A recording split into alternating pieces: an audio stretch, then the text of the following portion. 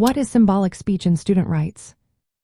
Imagine expressing your beliefs or opinions without speaking a word. Instead, you use actions, symbols, or gestures to communicate your message. This form of expression is known as symbolic speech, and it plays a significant role in the rights students have within educational environments. Understanding its scope and limitations helps clarify how students can participate in activism and free expression while respecting school rules. Symbolic speech involves actions or symbols used to convey ideas or messages. Common examples include wearing specific clothing, displaying signs or banners, or engaging in peaceful protests. For students, this might mean wearing clothing with political messages, carrying signs during demonstrations, or using symbols like peace signs or ribbons to support causes.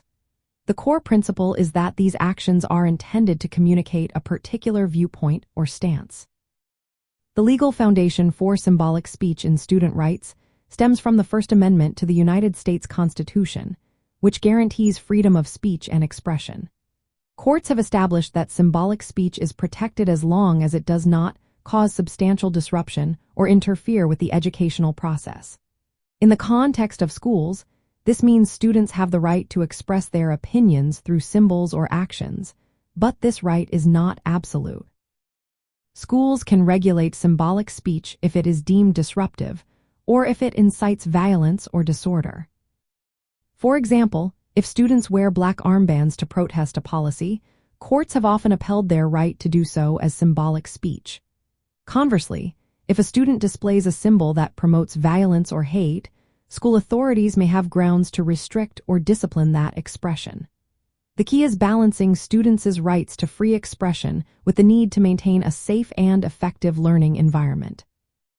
In summary, symbolic speech in student rights refers to nonverbal expressions like gestures, symbols, or actions used to communicate ideas or beliefs.